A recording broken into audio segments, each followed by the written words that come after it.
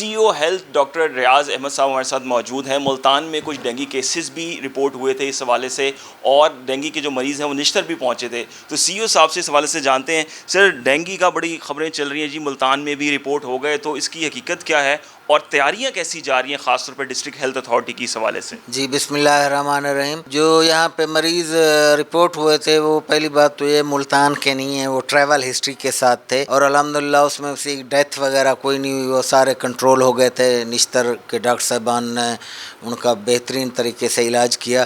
اور اس کے علاوہ ہماری ٹیمز جو ہے نا وہ ساری جگہ لاروی سائڈل اور جو ایکٹیویٹیز ہوتی ہیں بھرپور طریقے سے ہم کر رہے ہیں تاکہ ملتان کی پبلک کو ڈینگی کی جیسی مرض سے بچایا جا سکے. سر, پولیو کے حوالے سے جو ہے وہ کیمپین شروع کی جا رہی ہے, اس کی تیاریوں کے حوالے سے بھی؟ جی پولیو 28 اکتوبر سے پولیو کی کمپین شروع ہو رہی ہے, تو اس کے جو ڈپارٹمنٹ کے ایس او پیز ہیں اس کے تحت ہم مائکرو پلاننگ اور وہ ٹیم ٹریننگ ساری چیزیں کرا رہے ہیں. تو انشاءاللہ 28 اکتوبر کو بھرپور طریقے سے ڈسٹرکٹ ملتان میں بھی باقی پنجاب کی طرح یا ملک کی طرح بھرپور طریقے سے پولیو کمپین بھی منائی جائے گی. جی, بھرپور طریقے سے پولیو کیمپین بھی بنائی جائے گی. اور جو ڈینگی کے مریض ملتان میں رپورٹ ہوئے ہیں اس میں سے کوئی بھی جو ملتان کا مقامی فرد ہے وہ شامل نہیں تھا. تمام کے تمام جو ہے وہ ٹریول ہسٹری والے پیشنٹس تھے جو کہ نشتر اسپتال میں رپورٹ ہوئے ہیں.